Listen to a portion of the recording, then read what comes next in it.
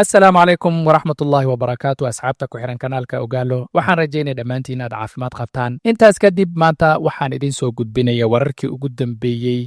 ee ku saabsan dagaalka u dhexeeya iiraan israa'il iyo maraykanka iyo sidoo kale heshiisya la isu mari waayey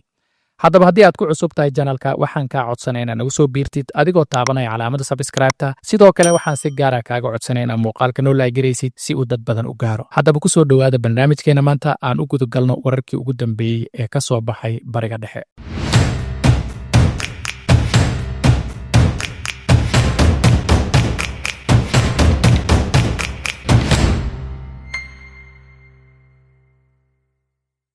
wararka bariga dhexe ayaa noqday kuwa aad u kacsan dowladda iiraan ayaa si rasmi ah u diiday qorshe nabadeed oo 15 qodob ka kooban oo ay maraykanku soo bandhigeen iyagoo dhanka kale soo jeediyey shuruudo u gaara oo ay ku doonayaan in dagaalka lagu joojiyo haddaba qorshaha 15 qodob ee Trump soo jeediyey waxaa ka mid ah joojinta barnaamijka nukliyarka dalka iiraan joojinta taageerada kooxaha hubaysan sida xisbullah hoos u dhigista barnaamijka gantaalada in ixtiraam ay siiso dalka iiraan heshiisyada hubka caalamiga sidoo kale ka hortegidda fararka dararka deriska kormeer caalami ah inay iiraan ogolaato xaqiijinta nabadda gobolka ka hortegidda weerarada dhici kara mustaqbalka dhiirigelinta wadahadalla siyaasadeed damaanad qaadidda amniga israa'iil ilaalinta xuquuqda aadanaha iyo soo celinta dadkii la qafaashay ka hortegidda falil argagixisnimo iyo sidoo kale inay iiraan dhaqangeliso heshiisyada cusub iyo qodobka 15aad oo ah qodobka ugu dambeeya oo ah inay iiraan ay ogolaato inay la shaqayso beesha caalamka haddaba iiraan ayaa 15kan qodob gebi ahaanba diiday waxayna soo bandhigeen 5 shuruudood oo ay ku doonayaan in dagaalka lagu joojiyo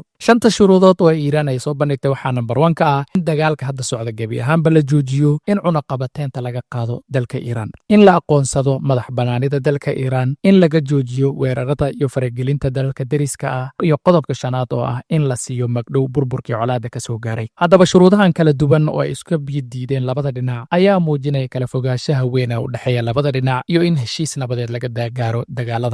dhanka kale dagaalka bariga dhexe ayaa sii socda gaar ahaan koonfurta waddanka lubnaan dowladda israa'il ayaa sheegtay inay la wareegi doonto buundooyinka iyo goobaha ku yaala koonfurta webiga litani ee dalka lubnaan taasoo ay ku tilmaantay inay halkaasi noqon karto aag amni ah si loogu hortago dhaqdhaqaaqyada xisbullah haddaba israa'il ayaa u aragta aagga koonfurta webiga litani goob muhiim ah sababtoo ah waa goob u dhow xuduudda dalka israa'iil waxaa la burburiyey buundooyin muhiima si loo joojiyo awoodda dhaqdhaqaaqyada maleeshiyaadka xisbullah warbaahinta caalamiga ayaa sheegaysa in israa'iil ay qorshaynayso joogitaanka halkaas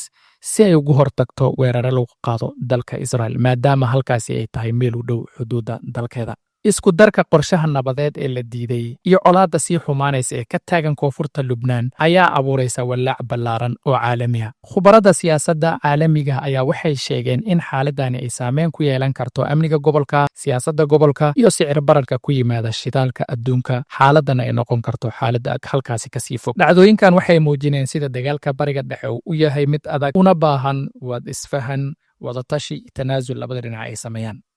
haddii aad rabto warar kale oo la mid ah waa inaad nagu soo biirto adigoo janalka sabskraib garaynaya sidoo kale muuqaalkan laag garanaya si uu dad badan u gaaro hoosna waxaad nagula wadaagta commentigaaga iyo fikirkaaga arrimahan ka soo kordhay bariga dhexe wasalaamu calaykum waraxmatullahi wabarakaatu peace